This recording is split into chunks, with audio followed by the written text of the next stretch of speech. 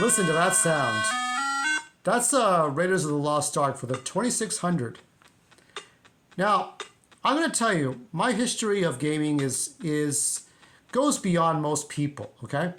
This was the first time I ever encountered a video game console. My youngest oldest sister, who is born in 1971, who would be over 50 years old, had this system. This one lasted from the 1970s to 1991, I think. But this was the first time I saw a video game console and a video game. Back when I had Fisher-Price toys, that was when I was like, what, 4 years old, 5 years old? The Rubik's Cube, Pressman Hangman, Monopoly, Candyland, Simon, Masters of the Universe. I had a lot of these toys. Tommy's Waterfalls. Even the Tommytronic 3D. My other sister had this, and I only saw it once in my entire life, and I can remember every little detail about this. You know, when you're 5 or 6 years old, the things you can remember before the age of reason. So that was my whole world. All those toys were my whole world before the Atari 2600. Now, I played a little bit of Raiders of the Lost Ark, Maze Craze Combat, Star Trek, Pitfall, which was probably my favorite one. But that's about it. Pac-Man, ba-da-ba-da. Yeah, that stuff. It was just crazy.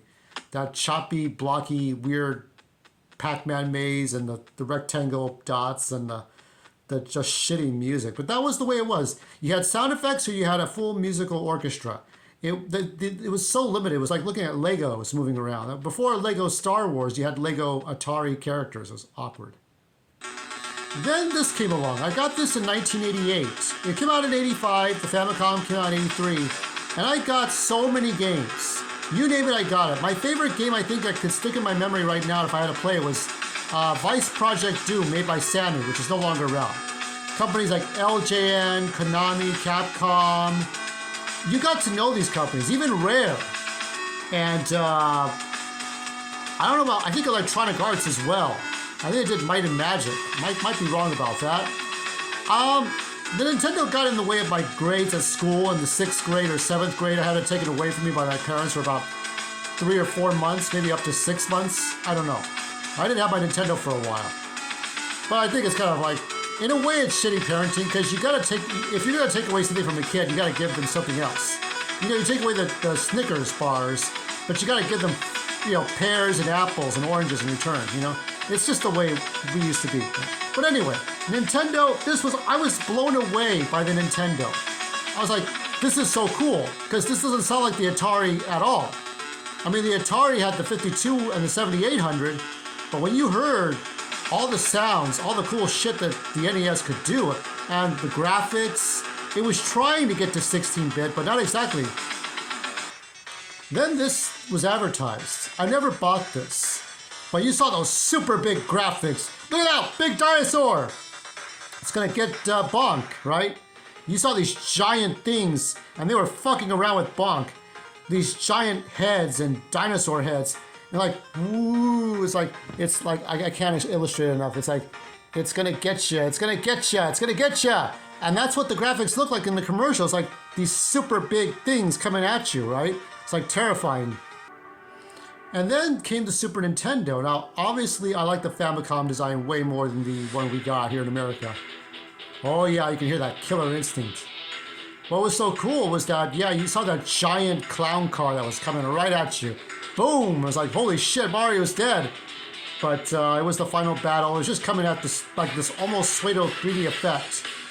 And what the 16-bit processors did, more than the 8-bit, was that it had more colors, better animation, better sound. Even Donkey Kong Country, you saw really good, I mean, they said not on the 3DO, not on these other systems, not on PC, but on your Super Nintendo. Killer Instinct, Donkey Kong Country 1, 2, and 3. Like even the Star Fox with 3D graphics, polygons. It was amazing, right? And dare I say, I was one of those people that bought into the Virtual Boy. And yeah, I like the 3D. I had a Viewmaster when I was a kid. That was one of the other toys I had before video games. So I looked at the red graphics. I was into it. But yeah, the red graphics, you'd be like, oh, I don't know, man. I don't think you can handle it. The 3D graphics. Okay, you want to see? You want to see? All right. And you're like, oh, shit, you know? Because then you're looking in the real world and all the red light hurts your face, right? But I like the 3D stuff. It was, you know, Gunpei Yokoi, before he had, I don't know, either he died of that accidental thing or suicide or whatever, getting hit on the freeway, but fuck. And so it's like he came up with all these ideas. The Game Boy, the Game & Watch, and with the Virtual Boy, it's like, wow. He came up with ideas, but it didn't work because of the one color. And it was very limiting. I still have it. It's the legs are broken. I don't think the left eye works anymore, but that's just how it is. Now, I didn't get the PlayStation 1. Everybody else did. It was a real console wars. You had the 3DO, the CDI Philips with the stupid Zelda games. You had, I think it was Super Graphics, the next Turbo Graphics. I don't know what it was. Nintendo and PlayStation worked together, then they didn't, but or Nintendo and Sony worked together, and they came up with the PlayStation. So you had the PlayStation, the 3DO, the Atari Jaguar, Game.com. There were so many new systems coming out, and very few consoles won. Sega Saturn fell apart, but then you had the Dreamcast, which I'll get into in a second. But you had full 3D graphics on here, and beautiful sound, and rareware with Donkey Kong 64, Diddy Kong Racing, and Conker. This was a really, I'm still waiting for that retro duo portable 64. I see projects and they look like shit, but you can still play games on them.